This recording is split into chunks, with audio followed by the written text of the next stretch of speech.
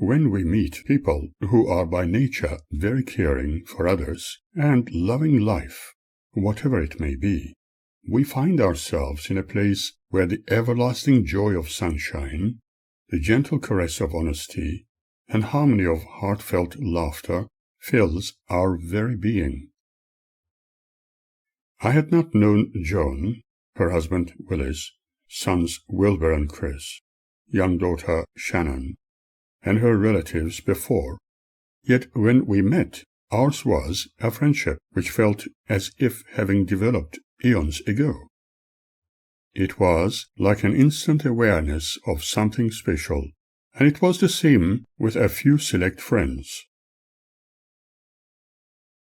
When I lived in Springvale, Joan and Willis made sure that I at least had some food, knowing that I was still recovering from my hospitalization. Although sometimes a little difficult, I used to walk to the local shops, buying necessities to cook for myself. Admittedly, often, after preparing my own food, Willis would come to my place with some Irish stew, or something similar, obliging me to put my own in the fridge, to have what they have delivered, for I always valued their efforts. The food I had prepared became inedible the next day.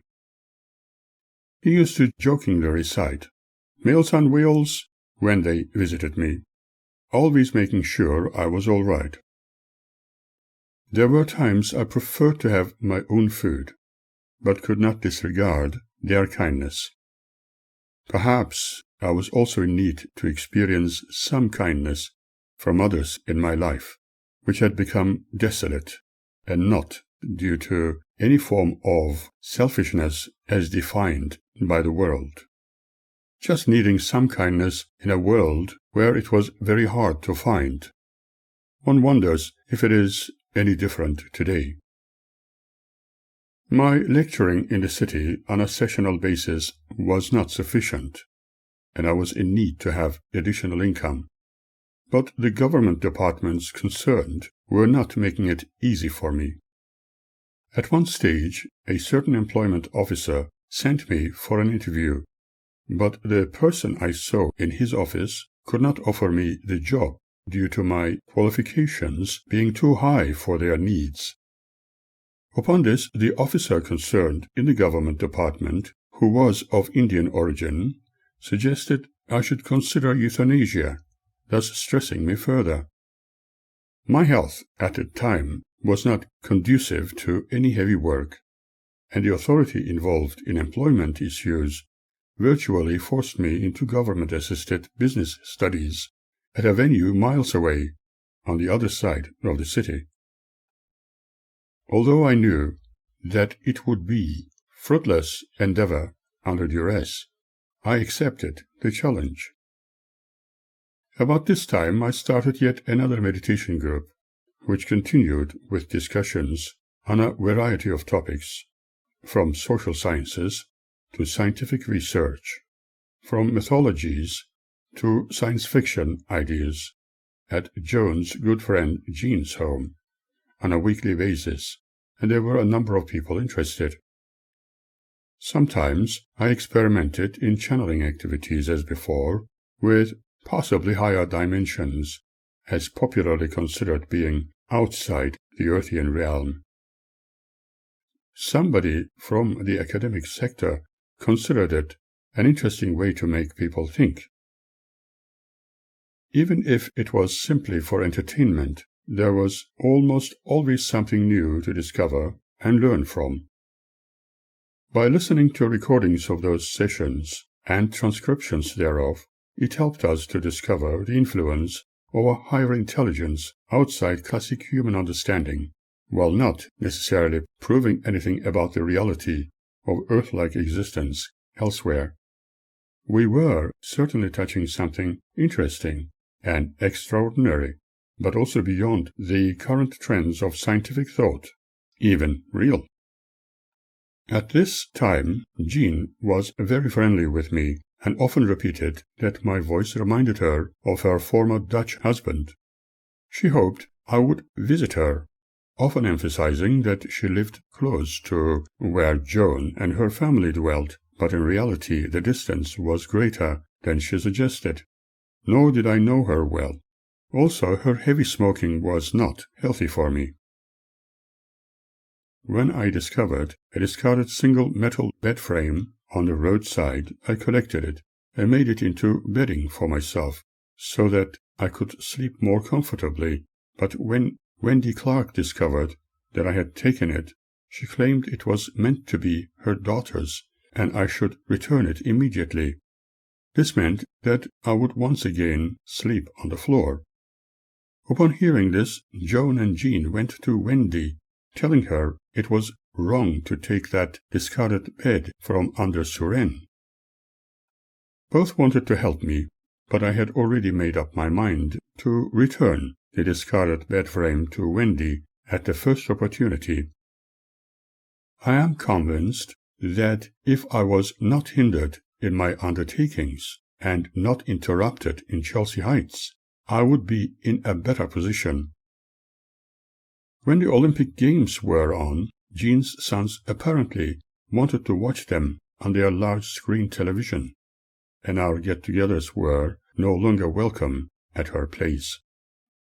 One evening, after Jean had collected about $100 from those gathered in donations for the time I had spent with them, offering them to me, she begrudgingly said, "I struggle to make this kind of money after working for the whole week, whereas you make it just by sitting down and talking to people for a couple of hours." Surprised, I suggested she keep the money as a gift for her kindness, but she answered, "Oh no, it was just a joke." But was it? We continued with the group at Joan's on a weekly basis and started to conduct yet another group at a different venue, Doreen and Jerry's.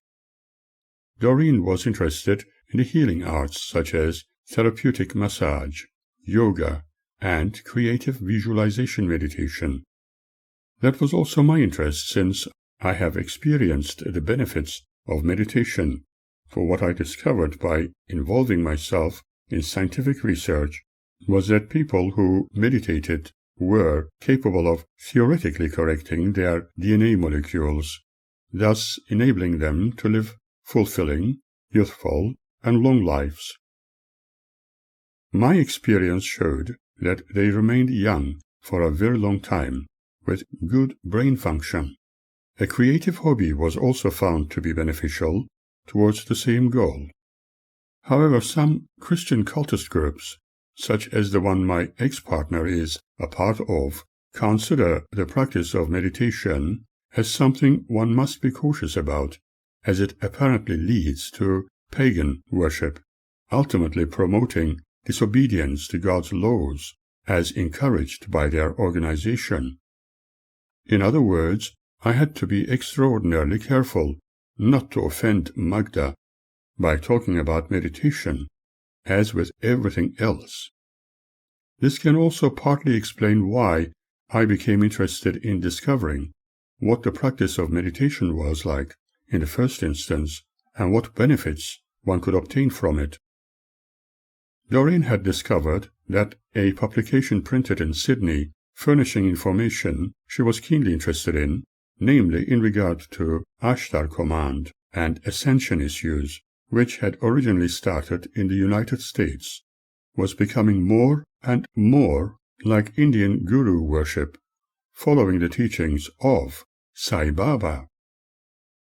Some of the original issues of the said magazine contained rather interesting viewpoints and philosophies as being channeled from an alleged higher authority. I have met a number of devotees to the Ashtar Command and attended their meetings when in Sydney. I read their publications and was fascinated with them, but the more recent information contained therein was different to what was originally intended. We experimented with concentrating and channeling such energies reasonably successfully in our get-togethers at Doreen and Jerry's. However, when they moved from their previous dwelling, after their marriage, such gatherings became difficult for them, and instead they continued attending the meditation group at Joan's. After a short discussion, followed by a simple question and answer session, we continued with a relaxation and creative visualization meditation for everyone's benefit. Everyone freely offered their findings about life's circumstances and new discoveries. Group activities were always dynamic and beneficial. Afterwards, we had tea and small snacks before everybody went home. Every time we met, I was constantly told by members of the group that they could not wait until the next time, for they utterly enjoyed those sessions. People all around the world have always tried to understand their existence, wondering why certain things happen the way they do. For example, why the sun rises every morning and sets in the evening. What about lightning? And how was the earth made? Man has always asked these questions. For every conceivable question in his world, he always endeavored to find answers. We were indeed delving into philosophies of higher order. Today, we have a scientific and more logical understanding of events, about our world and ourselves. Similarly, when we met, we considered some of life's intriguing questions and man's colorful experiences. We also considered the role of ancient myths as a means to understand human cultures. We considered the reality of imagination, for beyond every imagination, the truth is discovered. Everyone lives in his or her own illusion and belief system. This is where each one of us sees the world differently. When we closely examine people's psychological makeup, we soon discover how education, parents' beliefs, and religion, as well as their life experiences, create their illusions of reality. Realities differ from one person to another, from one race to another, from one religious identity to another. One person's reality, therefore, may be a most absurd illusion for another. It may be similar to someone claiming to have seen a UFO, but which may just have been a normal phenomenon. On the other hand, although it may be detected on their radar screens, there are those who would deny their existence. We therefore need to ask, what is reality? Do we really see everything? Let us remember that our minds create the reality we want to see, and our minds can either allow the experience or stop us altogether. We seem to be conditioned to believe that reality is created by the information made available to our brains as detected by our five senses. What about the things we are unable to feel, discover, and comprehend? Do we know everything which needs to be known throughout the cosmos?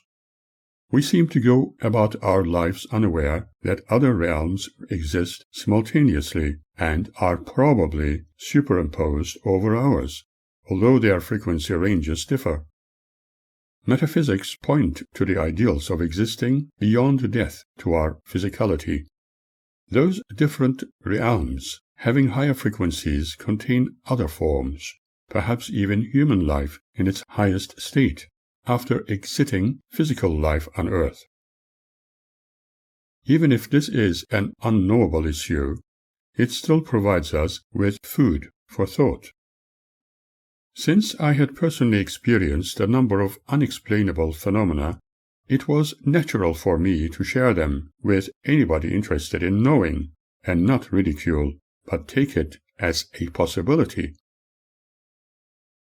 For a very long time I was unable even to make any suggestion to those eagerly choking me in their fanaticism.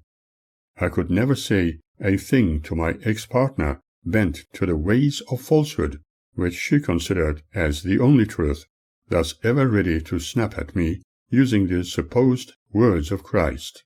"Go behind me, Satan, and how dare you use word of God?" However, when surrounded by true friends, willing to listen and share their opinions, I always felt happy. It was when I no longer felt alone.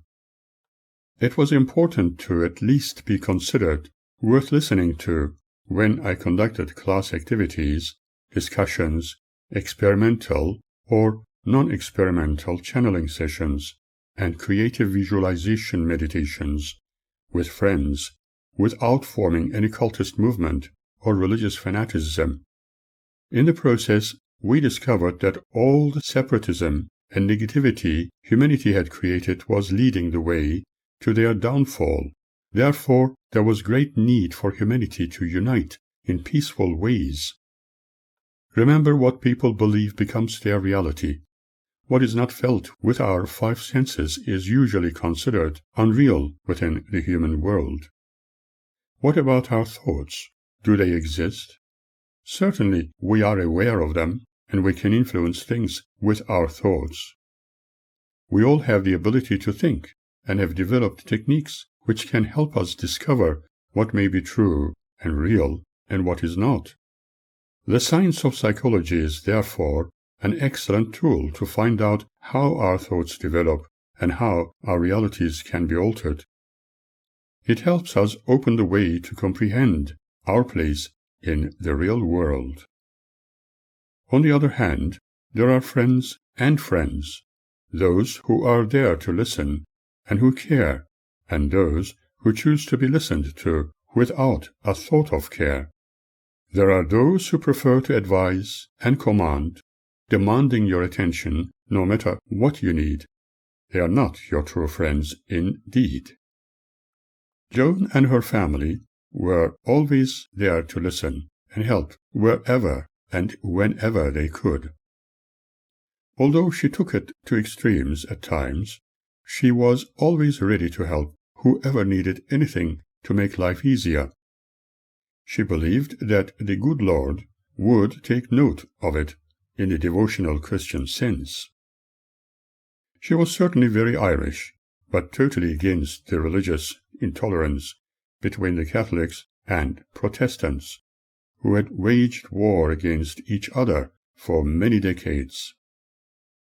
Although very concerned about her husband Willis' imperfect eyesight, she always wanted to be there for him, and yet she could easily fall in love again, as she discreetly declared. There were times when I personally felt the need to make sure I was not wrongly understood, as it was never my desire to break anybody's family ties for the sake of an affair one might be involved in. I preferred to remain a completely neutral family friend, and made my point quite clear to her when she once locked the doors of her car so that I could not get out, forcing me to listen to her fantasized desire in regard to me. I was fearful of being forced into an uncontrolled situation. Somebody needed to be in control, and so, concerned about hurting her, I tried to explain that I needed to control the possibility of an undesirable circumstance which would be very regrettable for both sides. She told me how she felt when she was in my presence, and said she was certain that I felt the same way. She was happy and content with her family, home, and children, but was there something important missing? As far as I was concerned, providing that something was not my duty or interest, she demanded to know if I loved her the way she felt towards me, then promised she would let me out from the car. I thought she needed to get to know her husband's finer characteristics. It seems many people fall in love without discovering the finer details of their partner, and this may be a very delicate issue which may remain hidden for the rest of their lives together. There are also those who later discover completely unacceptable attributes and are thoroughly disappointed. When there is no mutual understanding and trust, they fall apart, similar to what was forced upon people like myself when the witnesses my ex-wife was enslaved to conducted their negative influence on her. I had to use psychology and logic to make sure Joan understood that I loved her in a completely different way and rejected the idea of coming between her and her husband, the father of her beautiful children. Then she asked me if we could only imagine that we were in love and lived together. Certainly, we could imagine all kinds of circumstances, but we have to face the realities surrounding us. I know and believe, she declared, we could live together happily, and I completed her words, saying, I could not replace Willis, his values and his care, no matter how humble. Besides, I am sure that he loves you a lot, but in his own way. She was in deep thought for a little while then. With an inevitable sigh, she told me that she would always feel the way she did towards me for eternity, as she unlocked her car. Several times since she spoke to me of a possible incarnation when we may have been lovers in the past, and who knows, maybe we would have a future again. Thankfully, that once-upon-a-time episode did not reoccur. We met as friends at her place, and the whole family accepted me as their friend, just the way I preferred. Whenever something bothered me, I could talk about it openly to any of her family, and the vice versa was also applicable. When there were birthday celebrations, I was always invited to share the occasion, and my contributions remained mainly in capturing it in photos or on video, which they all appreciated. I was even happy to part from my brand-new video camera, as Chris needed one to capture life around him, for he wanted to film images of his first child, which were to become wonderful memories. He was keen about his health and bodybuilding while living in a caravan in his parents' backyard next to a swimming pool, his lady friend often visiting him. I cannot forget the day when we celebrated my birthday, organized by Joan and her family. My old friend Andreas also accepted the invitation to come and enjoy the occasion. Before he needed to go home in the late afternoon, when we were looking up at the sky, as Andreas was keen to do, I noticed a few very bright objects just above the dwelling, which did not behave like any known aircraft. When I pointed at them, they were all astounded, but Andreas was extremely enthused, excitedly uttering words of praise. Everybody was excited about seeing UFOs, while my old friend was heard to say, "They are here visiting you, Master Suren." They danced just above Joan's home, unlike anything so far seen, celebrating my birthday together. Shannon was a very shy schoolgirl, and Joan was happy for her not being too hasty about boys. She loved dolphins and decorated her room with a rich variety of paraphernalia. Willis was working for a cigarette company where Muriel was also employed. Wilbur was the most artistic one amongst them, attending my art classes. He was working from time to time with a theatrical company and was happiest when work was available. When his AIDS-related illness became apparent, he was in great shock, like everybody else around him. It was unexpected on his part, but his sexual preference had not helped, as he had met not completely honest people, according to his own account. His brother could not accept Wilbur's state of health, believing he had to be really straight. However, the entire family had no choice but accept him as he was. When in the hospital and in a wheelchair, his entire body looked as if it was completely shutting down. He had lost a lot of weight and was extremely frightened. I volunteered to take him around for a little walk and talk during which he told me all about his past experiences and fears. He was begging to be helped to get him out of the situation.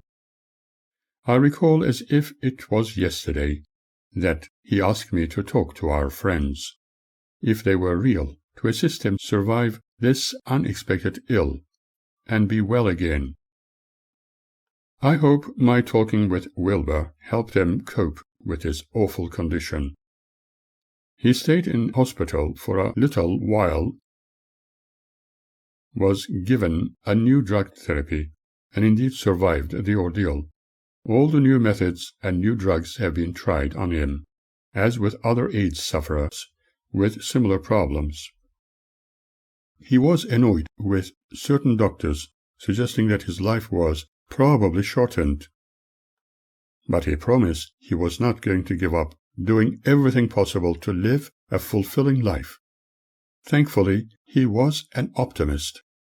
When his health was restored, everybody was relieved and happy. He kept going with his eccentricity and had a couple of new affairs with those whose orientation was like his, but he was not always happy with them, especially one of Germanic background who was in the catering business. That person carried a different strain of the virus, surviving but extremely selfish. Eventually they separated. Wilbur was not overly concerned when his condition worsened and passed away. We continued with our weekly gatherings involving a few new friends and Joan's relatives as well as Rosemarie. She came to see me at Joan's with her friend Helen Bird for a private session with me when I drew the images of their guardian angels and helpers and offered them a mini psychoanalysis. They were very pleased with the experience. I was not going to make anybody accept untrue assessments, believing that psychics always tell the truth. However, if what I said helped them, I was happy. Both friends lived nearby, and I was told Helen was also conducting a meditation program.